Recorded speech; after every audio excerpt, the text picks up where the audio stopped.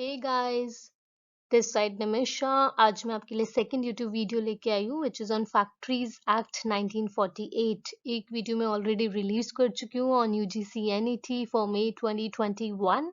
अगर आपने वो वीडियो नहीं देखी है तो आप जाके देख सकते हो। It will tell you about exam pattern, syllabus and approach to clear this exam in first attempt, या फिर अगर आप और अटेम्प्ट दे रहे हो तो कैसे आप क्लियर कर सकते हो।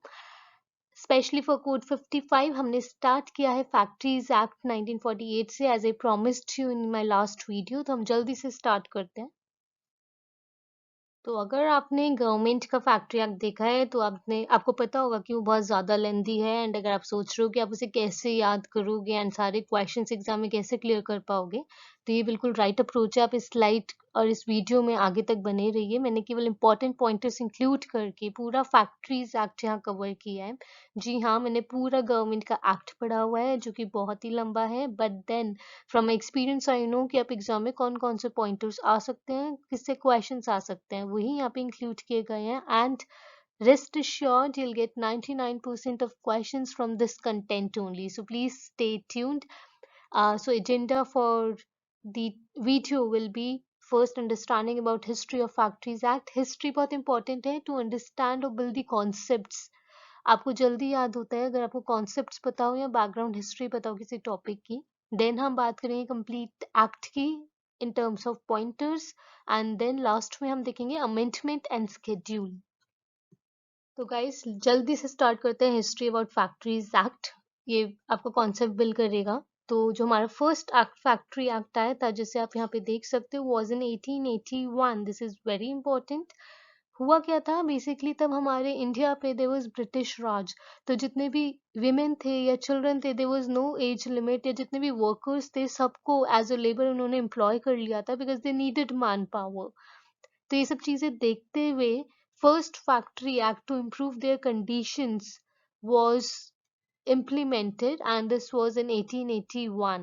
इसका main focus was to prohibit the employment of children under 7 years of age and their double employment. because होता क्या था, अगर बच्चे दिन में काम कर रहे एक फैक्ट्री पे तो उन्हें शाम के लिए किसी और फैक्ट्री पे एम्प्लॉय कर दिया जाता था। This was actually exploitation. तो इस एक्ट ने ये सब चीजें रोकी and it was beneficial for them. एक इम्पॉर्टेंट चीज जो आपको यहाँ पे याद रखनी है, it's applicable to factories with 100 और मोर वर्कर्स। जिन फैक्ट्री प्रीमाइसेस में 100 या उससे ज्यादा वर्कर्स थे उसी के लिए एप्लीकेबल था। अगर कम वर्कर्स थे तो ये एक्ट एप्लीकेबल नहीं था उन प्रीमाइसेस पे। तो ये फर्स्ट एक्ट आया था जो आप याद रखोगे। देन इसके बाद बहुत सारे अमेंडमेंट्स आए थे। There was amendment in 1891, in 1911, but years याद रखने की आपको बिल्कुल जरूरत नहीं है, केवल अंडरस्टैंडिंग के लिए है। तो मेन अमेंडमेंट उसके बाद जो हुआ था दैट वाज इन 1922। ये कब हुआ था? After world war one. याद रखने का तरीका है, after 1881 Factories Act, the major amendment was after World War One. World War One, as you know, was from duration 1914 to 18. तो उसके खत्म होते ही ILO establish हुआ था, International Labour Organization, in 1919. इसका main focus was to improve working hours of the laborers, to set up a minimum age limit because बच्चे भी employ हो रहे थे, there was no age limit at that particular point in time, to control night work of women and children. ये सब चीजें देखते हुए improve करते हुए amendment लाया गया था and finally this act was implemented. इसके बाद next major amendment was in 1934. 1934 का amendment was brought by Royal Commission of Labour which was set up in 1929. तो याद करने का तरीका दोस्तों आप प्लीज देखिए, 1881 में मेन एक्ट आया था, अमेंडमेंट्स हुए, but then world war one के बाद आपको ईयर याद हो जाएगा। 1919 में ILO सेटअप हुआ था, इसलिए 1922 में there was an amendment, close है वर्ल्ड वॉर वन खत्म होने के बाद। एंड देन उसके बाद एक रॉयल कमीशन सेटअप हुआ, उसने एक और अमेंडमेंट कर दिया। So that was in 1929. Hence Factory Act 1934 was implemented. इसने क्या किया था? It made recommendation for improving labor conditions. इन्होंने ऑब्जर्व की एंड बहुत सारी रिकमेंडेशंस दी, इसलिए एक्ट फोर्स में आया। It came into force in 1935 and it was applicable to factories with 20 or more workers. ये थोड़ा important है यहाँ पे notice करना, because अब तक acts जो थे that were applicable on premises with 100 or more workers, but now this act was applicable to factories with 20 or more workers. Factory act 1934 के बाद बहुत सारे amendments हुए. I have not mentioned the years here because they are not important, but then major amendment was finally in Factories Act 1948, जिसे हम detail में यहाँ पे पढ़ने वाले हैं, जो आपका सिलेबस का पार्ट है. Interim period between 1934 to 48 Congress regime was there, and उस वक्त उन्होंने एक 5 year plan ड्रॉ किया था, जिसके बारे में आपको पता भी होगा. अगर नहीं भी पता तो बेसिकली इन्होंने 5 year का प्लान regime ड्रॉ किया था, जिसमें बहुत सारे गोल्स ये लोग सेटअप करते थे, and the aim was to achieve those goals in 5 years, next 5 years. तो 5 year प्लान काफी टाइम से चलता आ रहा है. 5 years, then next 5 years. The main aim was for this 5 year plan was to improve labor conditions and revise the act. तो ये 1934 act basically UK का एक factory act था 1937, which was very comprehensive, बहुत ही अच्छे से design था. They wanted to develop this kind of act in India, इसलिए factory act 1948 basically इसी basis पे बना है, and it came into force on 1st April 1949. तो गाइस अभी तक हमने केवल हिस्ट्री देखी है, पर अगर आपको हिस्ट्री ही टू मच इंफॉर्मेशन लग रही है तो आई वुड सजेस्ट कि एक बार पॉज ले लो, उसे ग्रास्प करो, एंड देन नेक्स्ट स्लाइड पे पढ़ना. अगर आप पहली बार कर रहे हो तो आपको थोड़ा लेंदी या एग्जॉस्टिव लग सकता है, बट बिलीव मी, आप फैक्ट्रीज एक्ट गवर्नमेंट का देखोगे तो इट्स टू मच लेंदी. फिर भी मैं आपको बहुत इंपॉर्टेंट पॉइंटर्स दे रही हूँ, तो इतना तो एटलीस्ट आपको याद करना पड़ेगा टू क्लियर द एग्जाम. तो अब हम फैक्ट्रीज एक्ट कंप्लीट एक्ट के पॉइंटर्स देखने वाले हैं इस स्लाइड में. It extends to whole of India including Jammu and Kashmir. कई बार एक क्वेश्चन आ जाता है कि factory act is applicable on Jammu and Kashmir और not. Yes, it is applicable. Specially Jammu and Kashmir पे क्यों फोकस है, बिकॉज आगे आने वाले कुछ एक्ट्स ऐसे हैं जो JNK पे एप्लीकेबल नहीं है, इसलिए स्पेसिफिक क्वेश्चन बनता है कई बार एग्जाम में. नेक्स्ट पॉइंट आपको याद रखना है, इसका जो कॉम्प्रिहेंसिव बिल था for factory act 1948, I am telling you, it was prepared at 9th meeting of standing labour committee. ये 9th मीटिंग ऑफ SLC कई बार क्वेश्चन बन के आता है, तो ये आपको याद रखना है. इंटरप्रिटेशन ये सेक्शन 2 ऑफ फैक्ट्रीज एक्ट में दिए हुए हैं कि इन वर्ड्स का क्या मीनिंग है. सेक्शन आपको याद रखने की जरूरत नहीं है, बट ये इंटरप्रिटेशन आप देख लो.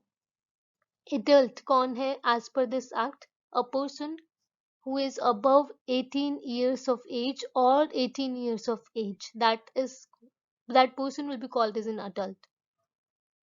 Adolescent is a person who has completed 15 years of age but then अभी उसने 18 years complete नहीं किए हैं, उसे हम adolescent बोलते हैं as per this act. Child कौन होता है? अ पर्सन जो 15 साल से कम है उसे चाइल्ड कंसिडर किया जाता है इस एक्ट में. यंग पर्सन, कोई भी चाइल्ड हो या कोई भी एडोलेसेंट हो, उसे यंग पर्सन कंसिडर किया जाता है. अगर एडोलेसेंट नहीं है, दैट इज 18 ईयर्स से उससे ऊपर है, तो वो अडल्ट में आ जाता है.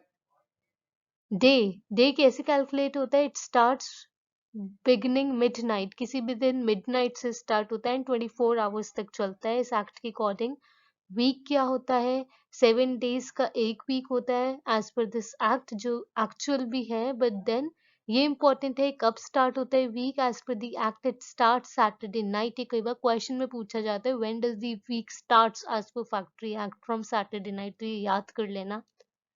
प्राइम मूवर क्या होता है? Any form of energy generated from machines, मतलब किसी भी चीज से जनरेट हो रही है but not by human body, that machinery will be called as prime mover. Worker क्या है? वर्कर इज एनी पर्सन जिसे हमने एम्प्लॉय किया है किसी भी काम के लिए एंड हम कुछ वेजेस दे रहे हैं, कुछ रेम्यूनरेशन दे रहे हैं, उसे हम वर्कर बोल सकते हैं. बट एक चीज यहाँ पे नोट करने वाली बस इतनी है, does not include the member of armed forces. कोई भी आर्मी में, पुलिस फोर्स के या फिर नेवी के, एयर फोर्स के कोई भी वर्कर्स हैं, they are not included in this as a worker.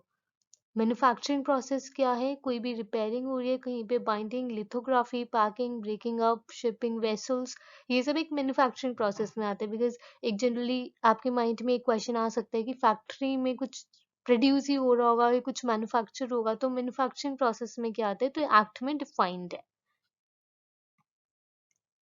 Then factory किसे बोलते हैं ये जरूरी है याद करना, कई बार क्वेश्चन में आ जाता है। तो factory basically act applicable on those premises जहाँ पे 10 या उससे ज्यादा 10 या उससे ज्यादा लोगों ने किसी भी दिन काम किया है इन प्रीसीडिंग 12 मंथ्स। लास्ट 12 महीनों में अगर फैक्ट्री में किसी भी दिन 10 लोग इकट्ठा थे या उससे ज्यादा लोग इकट्ठा थे with the aid of power, मतलब वो मैन्युफैक्चरिंग प्रोसेस में कोई पावर का यूज कर रहे थे, then that premise will come under factory act 1948, applicable होगा उस प्रीमाइस पे। या फिर किसी भी प्रीमाइस पे 20 या उससे ज्यादा वर्कर्स काम कर रहे थे किसी भी एक दिन इन प्रीसीडिंग 12 मंथ्स, और कुछ भी मैन्युफैक्चर कर रहे थे without the aid of power, कुछ ऐसा जिसमें पावर की जरूरत नहीं थी बट 20 लोग थे, तो वो प्रीमाइस भी फैक्ट्री एक्ट में आ जाएगी। एक बार ये वीडियो रिवाइंड करके दोबारा डेफिनेशन सुन लेना अगर समझ नहीं आई है तो। पावर का इस्तेमाल कर रहे हैं तो 10 लोग जरूरी है फैक्ट्री एक्ट में आने के लिए, और पावर का इस्तेमाल नहीं हो रहा तो 20 लोग होने चाहिए, तभी प्रीमाइस फैक्ट्री एक्ट में आएगी। और एक बहुत इंपॉर्टेंट चीज जो आपको बहुत फायदा देगी, state government is basically empowered to apply provisions on this act. Generally आप देखोगे हर सेक्शन में इस एक्ट के जो एक पावर दी गई है वो स्टेट गवर्नमेंट को दी गई है। सेंट्रल गवर्नमेंट ऑब्वियसली उसका रोल होता है अबव स्टेट गवर्नमेंट, बट वो तभी आती है जो बहुत ही कुछ हिजार्डस है या फिर स्केड्यूल में कोई चेंजेस कर रहे हैं, वरना मेनली यहाँ पे पावर स्टेट गवर्नमेंट की ही है। तो कोई भी क्वेश्चन आता है फैक्ट्री एक्ट में, आप सीधा आग बन के स्टेट गवर्नमेंट पे टिक कर सकते हो। तो अभी हम सेक्शन वाइज आगे बढ़ते हुए देख लेते हैं क्या क्या सेक्शंस है उसमें और सेक्शंस क्या बोलते हैं। सबसे पहली जो चीज आप यहाँ पे नोट करोगे, मैंने हर वीडियो जैसे जैसे आगे बढ़ रही है, बट मैंने वीडियो में एक हेडिंग डाली हुई है 11 चैप्टर्स 120 सेक्शंस एंड 3 शेड्यूल। इसका मतलब है कि फैक्ट्री एक्ट में दो टोटल दे आर 11 चैप्टर्स, उन 11 चैप्टर्स को 120 सेक्शंस में डिवाइड किया हुआ है, और लास्ट में कुछ 3 शेड्यूल है। Schedule basically list of industries होती है, डिसीजेज होती है, जो इसमें एक्ट के लास्ट में डिफाइन की गई है कि ये इंडस्ट्रीज या डिजीजेस आएंगी या ये लिमिट है केमिकल सब्सटेंसेस की जो अलाउड है, वो स्केड्यूल्स होते हैं। मैं आपको एक्सप्लेन करूंगी बट ये कई बार क्वेश्चंस में आ जाता है तो ये याद रख लेना। सेक्शन वाइज देखते हैं। सेक्शन 6 मैंने 2 3 4 5 कोई भी सेक्शन का जिक्र नहीं किया अभी तक बिकॉज वो इंपॉर्टेंट नहीं है। आप डायरेक्टली सेक्शन 6 सेक्शन के साथ इसको याद रखना। Approval, licensing and registration of factories. Factories को कैसे रजिस्ट्रेशन करना है, बेसिकली उन्हें एक एप्लीकेशन सबमिट करनी होती है टू चीफ इंस्पेक्टर एंड और स्टेट गवर्नमेंट। किसी को भी सबमिट कर सकते हैं। चीफ इंस्पेक्टर बेसिकली यहाँ पे स्टेट गवर्नमेंट ही एम्प्लॉय करती है, ये ही इन चीफ इंस्पेक्टर्स को एम्प्लॉय करती है। तो आप अगर फैक्ट्री खोलना चाह रहे हो तो आप किसी को भी एप्लीकेशन लिख सकते हो। एप्लीकेशन लिख लिया आपको, तो आपकी जो फैक्ट्री की साइट है वो साइट के लिए भी आपको एक अप्रूवल चाहिए होता है, अगैन फ्रॉम चीफ इंस्पेक्टर और द स्टेट गवर्नमेंट। आप नोट करोगे मैंने आपको बताया था यहाँ पे स्टेट गवर्नमेंट का ही मेन रोल होता है, तो आप मोस्टली एक्ट में स्टेट गवर्नमेंट का ही नाम देखोगे। अगर कोई भी आंसर नहीं रिसीव होता है, आपने अप्लाई कर दिया है for your application within 3 months, तो आपको permission is set to be granted.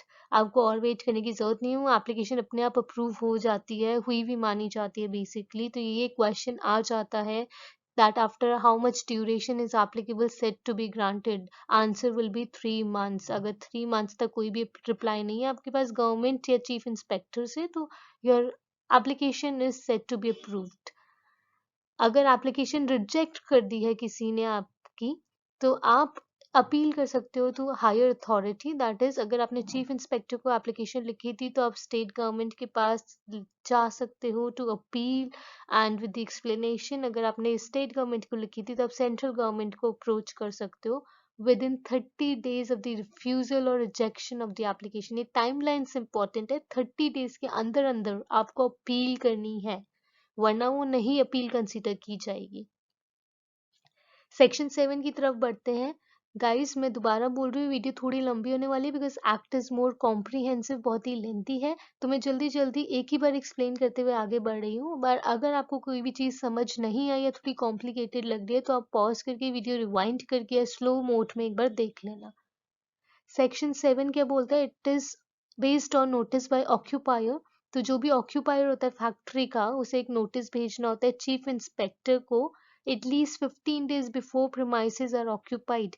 आपकी साइट अप्रूव हो गई, आपने एप्लीकेशन लगा दी, गवर्नमेंट ने अप्रूव कर दिया है, बट देन अगर आप स्टार्ट करने वाले हो कुछ भी काम, उसमें एटलीस्ट 15 days पहले आपको नोटिफाई करना पड़ेगा टू द चीफ इंस्पेक्टर और द स्टेट गवर्नमेंट। अगर आपकी factory first time factories act में आ रही है या फिर आपकी फैक्ट्री चल रही थी, आपने बंद कर दी थी, आप उसे रिज्यूम करने वाले हो, इन केसेस में भी आपको एप्लीकेशन लगानी होती है तो चीफ इंस्पेक्टर, एंड इस केस में 30 days का नोटिस आपको देना पड़ता है।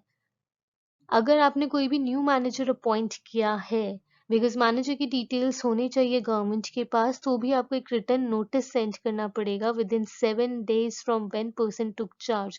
अगर आज की डेट में आपके पास कोई मैनेजर ज्वाइन कर रहा है तो आज से एक हफ्ते के अंदर अंदर आपको गवर्नमेंट को एक एप्लीकेशन लिख के भेजनी पड़ेगी notifying that this is the new manager now. अगर कोई भी मैनेजर नहीं है आपकी फैक्ट्री में आज की डेट में, then occupier shall be deemed to be manager. कोई भी प्रॉब्लम आ जाती है, ये गवर्नमेंट पूछती है मैनेजर कौन होगा, अगर कोई भी मैनेजर उस टाइम में कोई पोजीशन पे नहीं है तो जो ऑक्यूपायर है, मेन ओनर है, he will be considered as a manager.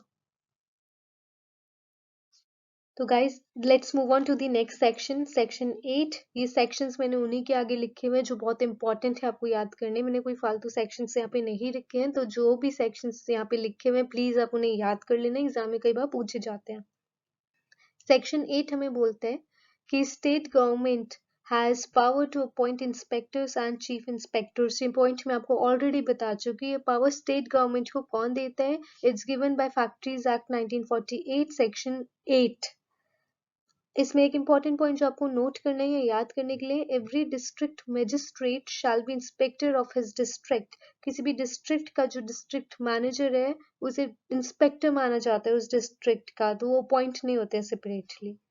Then moving to section 10, it's about certifying surgeons. Certifying surgeons का यहाँ क्या मतलब है? State government को basically authority है, they can appoint medical practitioners, जो भी मेडिकल फील्ड में हमारे एक्सपर्ट्स हैं उन्हें एज सर्टिफाइंग सर्जन्स को अपॉइंट कर सकती है। This right is given to them by section 10 of act. Then हम सेक्शन 11 से 20 देखते हैं। These acts are related to health provisions. अब 11 12 सेपरेटली एक्ट्स क्या क्या प्रोविजंस कंटेन करते हैं आपको याद रखने की जरूरत नहीं है, बस हेल्थ प्रोविजंस कहाँ से कहाँ तक इंक्लूडेड है, सेक्शन 11 से सेक्शन 20 तक, ये आप अच्छे से याद रख लेना। अब इन हेल्थ प्रोविजंस में कुछ इंपॉर्टेंट प्रोविजंस हम देखते हैं। क्लीनलीनेस, क्लीनलीनेस बहुत ही एम्फेसाइज किया गया है फैक्ट्रीज एक्ट में। इसमें लिखा गया है कि जो भी डर्ट होगी on the premises that needs to be cleaned on daily basis. जो फ्लोर होगा प्रीमाइसेस का एटलीस्ट एक बार साफ करना है, एक हफ्ते में साफ होना चाहिए। अगर वॉल्स है उसमें नॉन वॉशेबल पेंट लगा हुआ है फैक्ट्रीज की वॉल्स पे, तो ये पेंट 5 साल में एक बार दोबारा करवाना पड़ेगा। That this 5 year is the maximum limit, उसके बाद आपको दोबारा कराना है। वॉशेबल पेंट अगर है आपकी वॉल्स पे तो आपको दोबारा एक कोट कराना पड़ेगा इन 3 years। एंड क्योंकि वॉशेबल पेंट है तो आपको हर 6 months में अपनी वॉल्स वॉश करनी पड़ेंगी। Doors, window, wooden, metallic framework to be varnished once in 5 years। ये 5 साल में एक बार आपको इन्हें वार्निश कराना पड़ेगा। तो ये क्लीनलीनेस बोलती है इस एक्ट में। एक प्रोविजन है सेक्शन 11 से 20 के बीच में which is on over crowding. Over crowding क्या बोलता है कि हर वर्कमैन के लिए एक स्पेसिफिक स्पेस होनी चाहिए इन फैक्ट्री सो दैट वो आसानी से काम कर पाए। नव ये स्पेस कितनी होनी चाहिए ये याद रखना जरूरी है बिकॉज ये क्वेश्चंस में कई बार आ जाता है। तो space for every workman in the factory before commencement of the act. जब तक ये एक्ट कमेंस नहीं हुआ था, फोर्स में नहीं आया था, तब तक अगर उससे पहले की अगर कोई भी फैक्ट्री है जो एग्जिस्ट करती है तो उस फैक्ट्री के लिए 9.9 meter cube of space per worker should be there. But अगर आपकी नई फैक्ट्री है जो इस एक्ट के इम्प्लीमेंट होने के बाद आपने खोली है एंड फोर्स में आई है या फिर वर्किंग हुई है, तो उस केस में हर वर्कर के लिए आपको 14.2 मीटर क्यूब की स्पेस होनी ज़रूरी है। ये डिफरेंस नोट कर लेना है, कई बार कंफ्यूज करने के लिए क्वेश्चन दिया जाता है। पर इन दोनों से अलग अगर आपका कोई भी काम ऐसा है जो एक हाइट पे हो रहा है विच इज़ अ 4.2 मीटर की हाइट पे above the floor level, then there is no such condition. ये कुछ भी एप्लीकेबल नहीं होगा कि आपको इतनी स्पेस चाहिए, there is no such condition applicable. Then एक प्रोविजन इस पे लैट्रिन्स एंड यूरिनल्स पे है, there should be separate latrines for men and women. ये जरूरी है याद रखना। ये अगर आपकी फैक्ट्री में देयर 250 वर्कर्स और मोर देन दैट, तो आपके पास यूरिनल्स का प्रोविजन होना चाहिए। इट इज मैंडेटरी, जरूरी है होना। और जो आपकी यूरिनल्स की हाइट होगी that should B 90 centimetre at least. ये फैक्ट्री एक्ट में डिफाइंड है। इससे कम हाइट अगर आप रखोगे तो आप बेसिकली फॉलो नहीं कर रहे इन प्रोविजंस को, आप पेनल्टी भरनी पड़ सकती है आपको। Then coming to drinking water, ये फैसिलिटी भी होनी चाहिए। अगर आपकी फैक्ट्री में 250 और मोर वर्कर्स हैं, ऐसा नहीं हो सकता कि अगर आपके पास 250 से ज़्यादा वर्कर्स काम कर रहे हैं, आपके पास ड्रिंकिंग वाटर की फैसिलिटी नहीं है, तो भी आप पेनल्टी भरनी पड़ सकती है आपको, इसलिए होना ज़रूरी है। और अगर ड्रिंकिंग वाटर की कोई भी फैसिलिटी है तो यूरिनल से एटलीस्ट 6 मीटर के डिस्टेंस पे सिचुएटेड होनी चाहिए। ये मिनिमम डिस्टेंस है, इससे ज़्यादा ही हो सकता है, इससे कम नहीं हो सकता। ड्रिंकिंग वाटर और यूरिनल का जो बीच का डिस्टेंस है that should be at least 6 meters. तो आई होप आपको ये हेल्थ प्रोविजन रिलेटेड चीज़ें समझ आ गई हैं। 4 मेन प्रोविजंस थे जो आपको याद करने ज़रूरी थे, इसलिए मैंने यही मेंशन किए हैं। बाकी प्रोविजंस इंपॉर्टेंट नहीं है, एग्जाम में कभी नहीं आते हैं, तो उस पर फोकस नहीं कर रहे हैं हम। अब हम नेक्स्ट स्लाइड पे आगे बढ़ते हैं। गाइज, सेक्शन 11 से 20 जो हेल्थ प्रोविजंस के ऊपर थे, उसके बाद जो बाकी के सेक्शंस हैं उसमें कुछ इंपॉर्टेंट पॉइंटर्स ही मैंने इस स्लाइड में मेंशन किए हैं जो आपको याद रखने ज़रूरी हैं। That is one pointer is about hoist and lift. Basically जो भी आपकी लिफ्ट है प्रीमाइसेस में, they must be examined once in 6 months. कई बार ये ड्यूरेशन पूछ ली जाती है, इसलिए आपको याद रखना थोड़ा सा ज़रूरी है। देन इसके बाद नेक्स्ट सेक्शन जो आपको याद रखना जरूरी है, सेक्शन 40B डायरेक्टली, इससे बीच का कोई भी सेक्शन आपको इंपॉर्टेंट नहीं है। सेक्शन 40B बेसिकली आपको प्रोविजन देता है या अथॉरिटी देता है to appoint a safety worker. अगर कोई भी फैक्ट्री प्रीमाइस है जिसमें 1000 वर्कर्स हैं, काम कर रहे हैं, या उससे ज़्यादा वर्कर्स काम कर रहे हैं, तो एक सेफ्टी ऑफिसर होना मैंडेटरी है। This is very important. Section भी आ जाता है एंड ये क्वेश्चन भी आ जाता है कि कितने वर्कर्स होने चाहिए तभी सेफ्टी ऑफिसर हम अपॉइंट कर सकते हैं। ये जो प्रोविजन था to appoint safety worker, safety officer, it basically came in 1976 amendment on recommendation of first national commission of labour. तो ये नेशनल कमीशन ऑफ लेबर कब इस्टेब्लिश हुई थी या कब फाउंड हुई थी? 1966 में। ये आपको याद होना चाहिए, कई बार क्वेश्चन आ जाता है हिस्ट्री बेस्ड क्वेश्चंस में। तो 1966 में NCL, first NCL was establish, जिसने अपनी स्टडी की, और उसके बाद 1976 में फर्स्ट अमेंडमेंट आया जिसमें सेक्शन 40B इंक्लूड किया गया था और बोला गया था कि अगर 100,000 या उससे ज़्यादा वर्कर्स हैं तो सेफ्टी ऑफिसर का होना ज़रूरी है। The first National Commission of Labour was set up in 1966, जैसे मैंने आपको बताया, under chairmanship of justice PB Gajendragadkar. तो ये नाम भी आपको याद रखना ज़रूरी है। तो याद रख लेना, हम कोई भी पॉइंट ऐसा नहीं छोड़ना चाहते जो एग्जाम में आ सकता है बट हम ना करके जाए, बिकॉज ऑलरेडी हमने लिमिटेड कंटेंट सिलेक्ट किया है, तो ये पॉइंट्स आपको याद रखने ज़रूरी है। नेक्स्ट चलते हैं after section 40B। Next point you need to remember is manager to notify authorities if death of employ और injury preventing to work for greater than 48 hours. इसका मतलब मैं आपको समझा देती हूँ कि अगर किसी भी वजह से किसी भी एम्प्लॉय या वर्कर की डेथ हो जाती है ना फैक्ट्री, या फिर उसे कोई भी काइंड ऑफ इंजरी हो जाती है जिसकी वजह से वो एटलीस्ट 48 आवर्स यानी 2 दिन तक वर्क काम पे नहीं आ पाए हैं, तो मैनेजर की रिस्पॉन्सिबिलिटी है कि वो अथॉरिटी कौन होगी? चीफ इंस्पेक्टर या फिर स्टेट गवर्नमेंट को नोटिफाई करे। It is mandatory to notify, उसे करना ही पड़ेगा। इन केस ऑफ डेथ, अगर एम्प्लॉय की डेथ हो गई है तो जो भी अथॉरिटीज़ को जैसे ही नोटिफिकेशन मिलता है उन्हें 30 डेज के अंदर अंदर फ्रॉम रिसीप्ट ऑफ नोटिस कोई एक्शन लेना पड़ेगा या जांच करनी पड़ेगी उस कॉज की जिसकी वजह से डेथ हुई है। नेक्स्ट स्लाइड पे आगे बढ़ते हैं। तो ये हमारी नेक्स्ट स्लाइड है guys, this is on hazardous process. Chapter 4 है ये हमारे फैक्ट्री एक्ट का। ये चैप्टर याद करना ज़रूरी है और सेक्शन 41A से 41H तक हिजार्डस प्रोसेस डिफाइंड है और ये सेक्शंस भी याद करने ज़रूरी है। प्लीज़ याद कर लेना बिकॉज यहाँ पे सारे सेक्शंस मैंने आपको नहीं लिखे हैं, बहुत ही कम सेक्शंस लिखे हुए जो इंपॉर्टेंट है और एग्जाम में आते हैं। बाकी सारे सेक्शंस पूछे नहीं जाएंगे। अगर आप एक्ट देखोगे तो आप सारे याद भी नहीं कर सकते हो, तो जितना दिया है एटलीस्ट उतना याद करना, तभी एग्जाम में सारे क्वेश्चंस आंसर कर पाओगे। आगे बढ़ने से पहले ये वीडियो ऑलरेडी 25 मिनट की हो चुकी है, तो प्लीज़ अगर ब्रेक लेना है तो ले लेना। कॉन्टिन्यूसली देखोगे तो बहुत एग्जॉस्टिव हो जाएगा। मेरे पास टाइम की शॉर्टेज है, मुझे और भी वीडियोस लेके आने, तो मैं कॉन्टिन्यूसली आपको समझा रही हूँ, बट प्लीज़ आप ब्रेक ले लेना by pausing this video. Now section 41A पे चलते हैं, which is related to hazardous process. It is based on constitution of site appraisal committee. अभी site appraisal committee क्या है पहले ये समझ लेते हैं। तो basically state government, यहाँ पे मैंने आपको बताया सब चीज़ें state government ही करती है इस एक्ट में। तो state government के पास authority होती है committee appoint करने की। तो जितनी भी फैक्ट्रीज हैं उनकी जो भी साइट का इंस्पेक्शन होगा, उसके ऑब्जर्वेशंस, वो साइट सूटेबल है या नहीं, इसके लिए कमिटी अपॉइंट करनी पड़ती है। तो वो साइट अप्रेजल कमिटी कहलाती है। इसमें बहुत सारे मेंबर्स होते हैं, तो ये सेक्शन बेसिकली कौन कौन से मेंबर्स होंगे वो डिफाइन करता है। आप यहाँ पे देखोगे ए, basically there should be a chairman.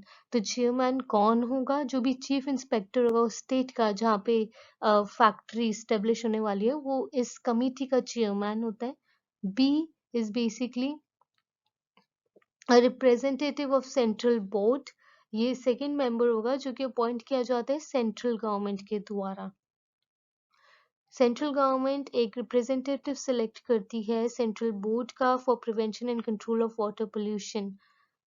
ये सेकंड मेंबर हो गया। There is third member, again एक रिप्रेजेंटेटिव सेंट्रल बोर्ड का अपॉइंट किया जाता है for air control of air pollution. This is again done by the central government. Then there is a representative of state board water pollution के लिए जो state government appoint करती है, representative of state board air pollution के लिए जो state government appoint करती है। देखो बहुत ही कंफ्यूजिंग लग रहा होगा, बट याद करने का तरीका, हर कमेटी का एक चेयरमैन एक लीडर होगा। तो वो कौन होगा? बिकॉज साइट अप्रेजल कमेटी है, स्टेट गवर्नमेंट अपॉइंट करती है, तो स्टेट गवर्नमेंट का जो भी चीफ इंस्पेक्टर है उस स्टेट का, वो हमारा चेयरमैन हो गया। अब हमें बाकी 4 पॉइंट्स यहाँ पे याद करने हैं। तो 4 पॉइंट्स याद करने बहुत ईजी है, कॉम्प्लिकेटेड लग रहा है बट मैं सिंप्लीफाई कर देती हूँ। तो सेंट्रल गवर्नमेंट एक मेंबर अपॉइंट करती है for control of water pollution, ऐसी स्टेट गवर्नमेंट एक मेंबर अपॉइंट करती है for control of water pollution. Central government एक मेंबर अपॉइंट करती है for control of air pollution, same way state एक मेंबर अपॉइंट करती है for control of air pollution. तो ये हमारे 5 मेंबर्स ऑलरेडी हो गए, बहुत ही सिंपल था, दिख कॉम्प्लिकेटेड रहा था। विद देन हम नेक्स्ट चलते हैं। There is a representative of department of environment in state. ये एनवायरनमेंट के लिए एक रिप्रेजेंटेटिव स्टेट अपॉइंट करती है। एक रिप्रेजेंटेटिव होता है मीटेरोलॉजिकल डिपार्टमेंट के लिए। Then there is a representative for occupational health and then representative for town planning department. ये सारे स्टेट में हो गए सारे के सारे। And then not more than 5 members who may be co-opted by state government who shall be state government और भी कुछ मेंबर्स अपॉइंट करती है जो कि they can not be more than 5। Basically एक साइंटिस्ट जिसको नॉलेज हो हजार्डस प्रोसेस की, एक रिप्रेजेंटेटिव ऑफ लोकल अथॉरिटी जिसका एक रिप्रेजेंटेटिव ऑफ लोकल अथॉरिटी जिस भी स्टेट में फैक्ट्री स्टैब्लिश होने वाली है वहाँ की जो भी लोकल अथॉरिटी उसका एक रिप्रेजेंटेटिव होना चाहिए। And not more than 3 other persons as deemed fit by the state government। अगर स्टेट गवर्नमेंट को और भी कोई 3 persons अपॉइंट करने हैं जो उसे लगता है कि यहाँ होने चाहिए इस कमेटी में या इस पोजीशन के लिए, वो अपने आप अपनी मर्जी से अपॉइंट कर सकती है। तो दैट वाज ऑल। एक बार मैं जल्दी से रिकैप कर देती हूँ। साइट अप्रेजल कमेटी के मेंबर्स, एक चेयरमैन होना चाहिए जो ऑब्वियसली चीफ इंस्पेक्टर होगा स्टेट का। Then there is a should be a member from for water pollution control from center and state, for air pollution control from center and state, एक environment के लिए कोई representative होना चाहिए, meteorological department के लिए होना चाहिए, occupational health के लिए होना चाहिए, town planning के लिए होना चाहिए। 2-3 बार पढ़ोगे याद हो जाएगा। सारे डिपार्टमेंट्स हैं, 5 हमने देख ही लिया है, उसके बाद ये सारे डिपार्टमेंट्स अलग अलग जिसके लिए एक रिप्रेजेंटेटिव होना चाहिए। एंड देन स्टेट को एक पावर दी गई है कि वो 5 मेंबर्स मैक्सिमम और अपॉइंट कर सकते हैं, जिसमें से 3 तो उसकी मर्जी से वो ओपनिंग्स निकाल के अपॉइंट करेगी, और बाकी तो एक साइंटिस्ट हो सकता है जिसे बहुत ही ज्यादा एक्सपर्टीज हो हैजार्डस प्रोसेस, और एक कोई भी लोकल अथॉरिटी का मेंबर हो सकता है। एक इम्पॉर्टेंट लास्ट चीज जो आपको यहाँ पे याद रखनी है, कमिटी को, साइट अप्रेजल कमिटी को जो भी स्टडी है वो करके स्टेट गवर्नमेंट को रिपोर्ट सबमिट करनी होती है विद इन 90 डेज। 90 डेज के बाद जैसे स्टेट गवर्नमेंट ये अप्रूव कर देती है, there are no further approvals that are required, that is considered to be a final approval. In 90 days का ड्यूरेशन इज वेरी इंपॉर्टेंट। इसी के साथ मैं जल्दी से आगे बढ़ रही हूँ। सो चैप्टर 4 में हैजार्डस प्रोसेस सेक्शन 41 ये हमने डिटेल में देखा ऑन साइट अप्रेजल कमिटी। उसके बाद डायरेक्टली हम जाएंगे सेक्शन 41D। बीच के सेक्शंस इंपॉर्टेंट नहीं है इसलिए मैंने स्किप कर दिए हैं। सेक्शन 41D क्या बोलता है, बेसिकली सेंट्रल गवर्नमेंट को एक पावर देता है कोई भी इंक्वायरी कमेटी सेटअप करने के लिए अगर कोई भी एडवर्स सिचुएशन आ गई, किसी भी फॉल्ट या नेग्लेक्ट की वजह से अगर कोई भी हैजार्डस सिचुएशन हो गई है, तो सेंट्रल गवर्नमेंट के पास पावर है एक इंक्वायरी कमेटी बिठाने की। उस इंक्वायरी कमेटी में एक चेयरमैन होगा और 2 मेंबर्स और हो सकते हैं जो कि सेंट्रल गवर्नमेंट ही डिसाइड करेगी। तो ये सेक्शन 41D याद रखना जरूरी है। यहाँ पे पहली बार सेंटर का रोल आया है बीच में, ये आप याद रखना। एक और रोल है सेंट्रल गवर्नमेंट का, कोई भी इमरजेंसी स्टैंडर्ड्स अगर प्लेस में रखने हैं, जैसे हम रिसेंट एग्जांपल ले लेते हैं, कोविड सिचुएशन में बहुत सारे लॉज एप्लीकेबल है वर्कर्स पे, पर सेंट्रल गवर्नमेंट के पास पावर है कि वो एग्जेम्प्ट कर दे ये factory act for some duration, वो नॉन एप्लीकेबल कर दे। तो इस टाइप की कोई भी इमरजेंसी आ जाती है, नेचुरल डिजास्टर्स आ सकते हैं, उस केस में सेंट्रल गवर्नमेंट के पास पावर है फाइनल डिसीजन लेने की। देन नेक्स्ट है आपका पॉइंट ऑक्यूपायर के ऊपर। ऑक्यूपायर के पास अथॉरिटी है to appoint a safety committee. उसे सेफ्टी कमिटी अपॉइंट करनी ही पड़ेगी, बेसिकली मैंडेटरी होती है, जिसमें इक्वल रिप्रेजेंटेटिव्स होते हैं फ्रॉम वर्कर्स एंड मैनेजमेंट। ये क्यों किया जाता है, तो ensure workers participation in management. जितने भी वर्कर्स है फैक्ट्रीज के, उनका मैनेजमेंट की डिसीजन मेकिंग में कोई रोल होना चाहिए। इसे इंश्योर करने के लिए ओनर को बोला जाता है, ऑक्यूपायर को बोला जाता है कि एक सेफ्टी कमिटी आप बिठाइए जिसमें वर्कर्स और मैनेजमेंट के इक्वल लोग होंगे और एक साथ कोई भी डिसीजन लिया जाएगा। नेक्स्ट पॉइंट आपको जो याद रखना है कि अगर फैक्ट्री में 150 वर्कर्स हैं या उससे ज़्यादा वर्कर्स है तो एटलीस्ट एक फर्स्ट एड किट होनी चाहिए। बेसिकली एक kit for every 150 workers in a factory is mandatory. अगर एक एम्बुलेंस होनी ज़रूरी है फॉर एवरी 500 वर्कर्स। 500 या ज़्यादा लोग हैं 500 से, तो एक एम्बुलेंस रूम होना ज़रूरी है। अगर आपकी फैक्ट्री में 250 वर्कर्स है उससे ज़्यादा वर्कर्स है, there should be at least 1 canteen, बहुत ही ज़रूरी है। अगर आपकी एम्प्लॉय स्ट्रेंथ या वर्कर स्ट्रेंथ 30 या उससे ज़्यादा वीमेन है आपके वर्कर स्ट्रेंथ में, तो एक रेस्ट फैसिलिटी प्रोवाइड करना ज़रूरी है एज पर द एक्ट। और अगर आपके पास 500 वर्कर्स से ज़्यादा है, यहाँ पे बहुत ध्यान से पढ़ना, यहाँ पे इक्वल नहीं है, it should not be equal to, it's greater than 500 workers. अगर 500 से ज्यादा वर्कर्स है तो एक वेलफेयर ऑफिसर होना बहुत ही जरूरी है, मैंडेटरी है, कोई ऑप्शन नहीं है, रखना पड़ेगा। तो ये याद कर लेना। 150 वर्कर्स पे एक फर्स्ट एड किट, 500 से ज्यादा लोग होने पे, यहाँ पे भी मोर देन 500 है, याद रखना आप, इट्स नॉट इक्वल। तो एक एम्बुलेंस रूम होना चाहिए, 500 से ज्यादा होने पे एक वेलफेयर ऑफिसर होना चाहिए, 250 से पे एक कैंटीन होनी चाहिए, एंड अगर 30 वीमेन वर्कर्स हैं तो एक क्रश होना चाहिए। मैं नेक्स्ट स्लाइड पे आगे बढ़ रही हूँ। सो गाइस, अगर आपको मेरी स्पीड ज़्यादा लग रही है या फिर कोई भी पॉइंट में प्रॉब्लम है या कंफ्यूजन है तो आप कमेंट करके मुझे बता सकते हो, मुझसे पूछ सकते हो। I reply to all your questions और क्वेरीज।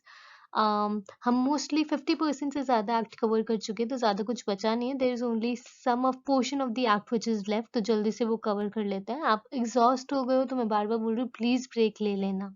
अभी हम जल्दी से चलते हैं वर्किंग आवर्स पे। यहाँ पे हम देखेंगे working hours of an adult worker जो इस एक्ट में डिफाइंड है, ऑफ चिल्ड्रन, ऑफ वुमेन। तो एक-एक करके लेते हैं।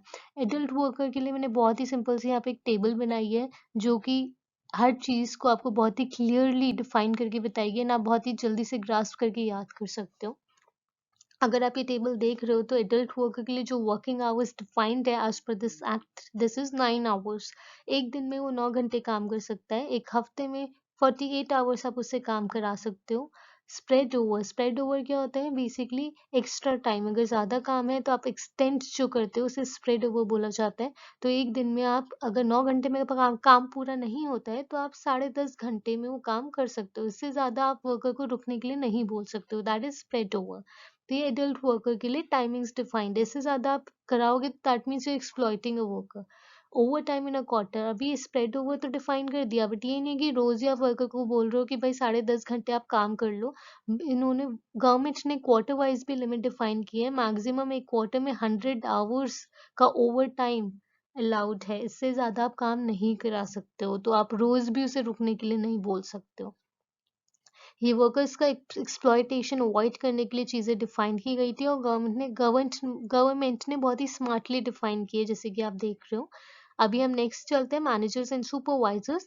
तो मैनेजमेंट रोल के जो लोग होते हैं उन्हें थोड़ा मैनेज करना होता है, सुपरवाइज करना होता है, इसलिए उनके नंबर ऑफ वर्किंग आवर्स एक वर्कर से थोड़ा ज़्यादा होते हैं। डेली आवर्स देखो तो 10 आवर्स दे कैन वर्क, से कम हो सकते हैं, इससे ज़्यादा आप काम करने नहीं बोल सकते हो।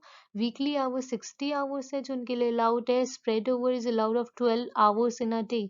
10 घंटे में काम नहीं होता है तो एक दिन में मैक्सिमम 12 घंटे काम करने बोल सकते हो, बट फिर भी जो एक क्वार्टर की ओवर टाइम लिमिट है that can not exceed 100 hours. तो ये यहाँ पे थोड़ा बेनिफिशियल है। आप रोज नहीं बोल सकते हो उससे कि भाई आप 12 घंटे बैठ के काम करो। इन case of exceptional pressure of work, government ने थोड़ी सी बेनिफिट्स दे दिए हैं टू द फैक्ट्री ओनर्स। अगर कोई भी बहुत ही एक्सेप्शनल प्रेशर है वर्क का तो आप डेली वर्कर से या फिर मैनेजर से 12 घंटे काम करा सकते हो, but then weekly hours remain same. Spread over जो अलाउड है वो 13 आवर्स का अलाउड है ना डे। इससे आपको क्या पता लग रहा है कि आप एक दिन 12 घंटे काम करने बोल सकते हो बट रोज भी नहीं बोल सकते हो।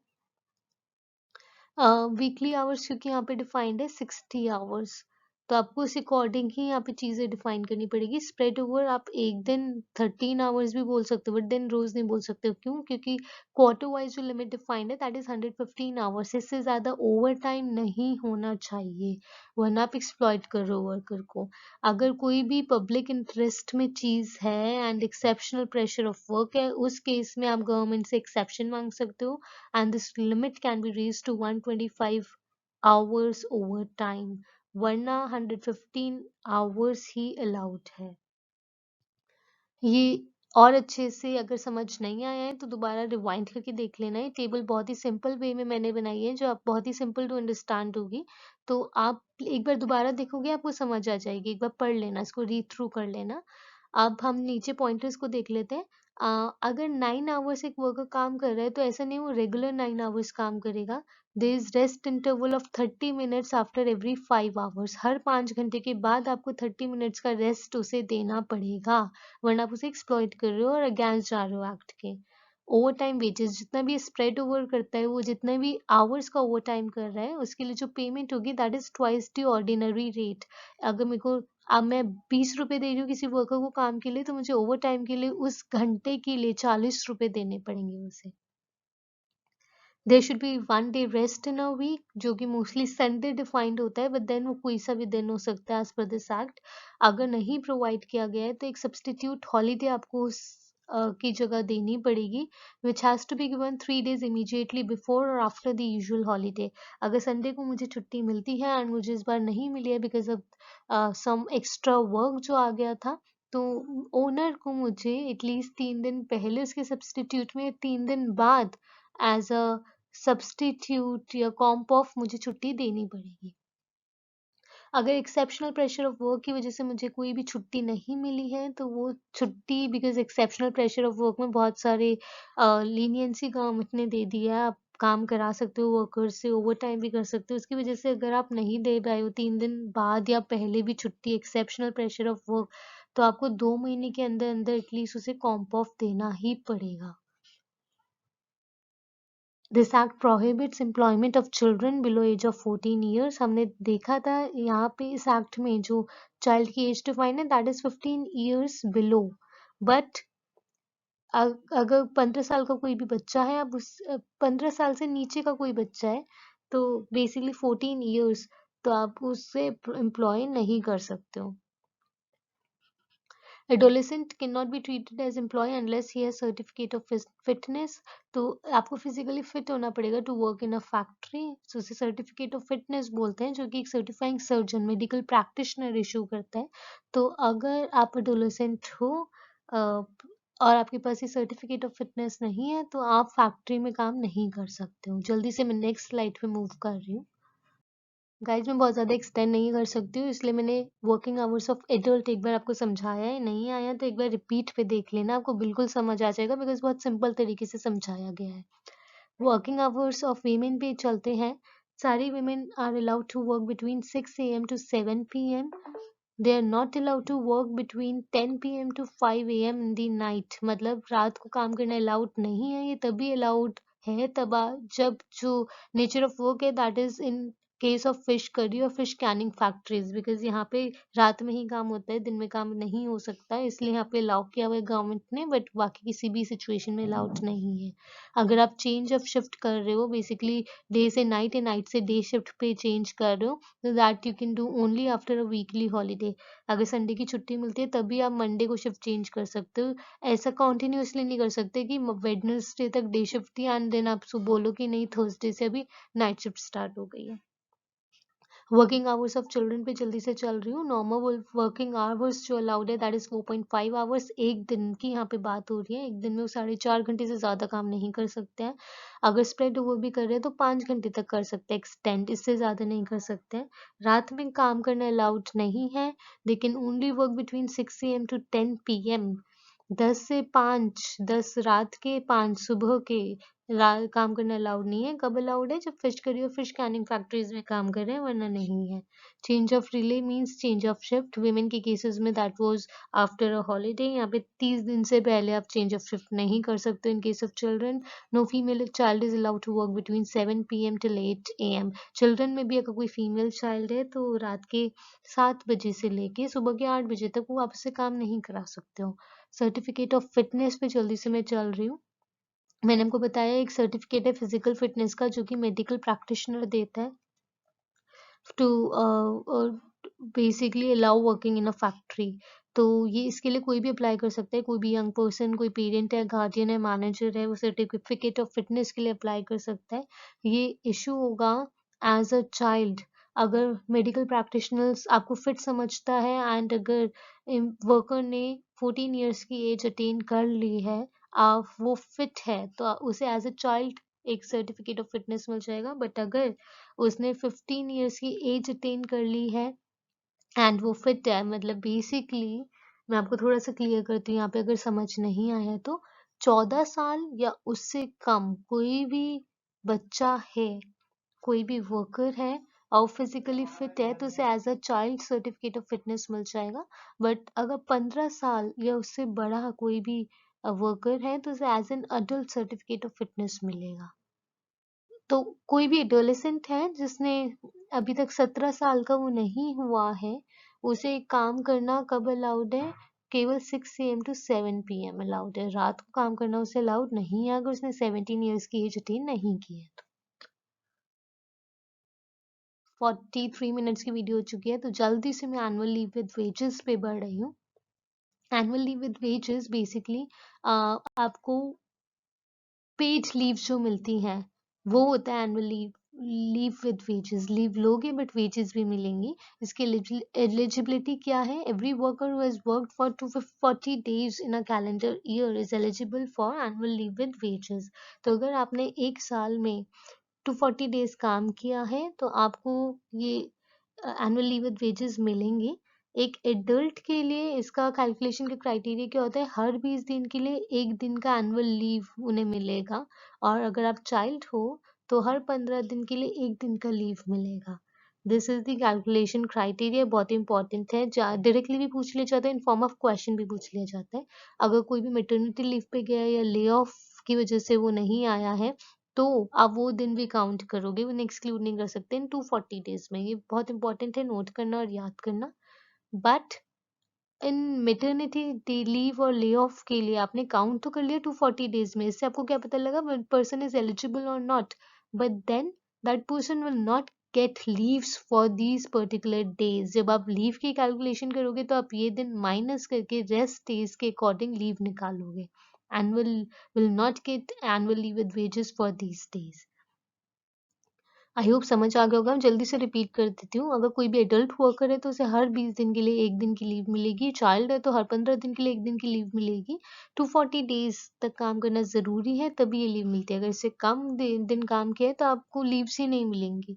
अगर आप मेटर्निटी लीव पे गए हो या ले ऑफ हुआ है वर्कर का, तो 240 डेज में ये दिन भी काउंट होंगे, बट इन दिनों के लिए लीव नहीं मिलेगी। वेरी इंपॉर्टेंट टू नोट, एक बार रिवाइंड करके सुन लेना, समझ आ जाएगा।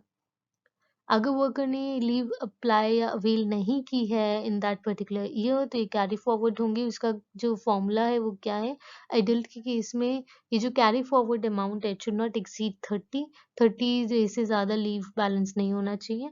एंड चाइल्ड के केस में जो कैरी फॉरवर्ड अमाउंट का लीव बैलेंस है, इट शुड नॉट एक्सीड 40। ये नहीं कि आप हर साल कैरी फॉरवर्ड करते जा रहे हो और 40 50 60, ऐसा नहीं होगा। मैक्सिमम लिमिट 40 है, अगर 40 पहुंच गया तो वहीं पे फ्रीज हो जाएगा। A worker to apply at least 15 days before the date on which he wishes to leave to begin. So basically आप अगर लीव कोई भी वर्कर लीव अप्लाई करना चाहता है तो उसे एटलीस्ट 15 दिन पहले ऑक्यूपायर मैनेजर को नोटिफाई कराना पड़ेगा, अप्लाई करना पड़ेगा, तभी वो लीव ले सकता है। In case of public utility service ये थोड़ा सा ड्यूरेशन ज़्यादा हो जाता है, it comes out to be 30 days. तो 30 दिन पहले एटलीस्ट आपको नोटिफाई करना पड़ेगा लीव लेने से पहले। और एक बहुत ही इंपॉर्टेंट क्वेश्चन जो एग्जाम में आ सकता है, ये एनुअल लीव विद वेजेस, ये कितनी बार एक वर्कर अप्लाई कर सकता है एक साल में।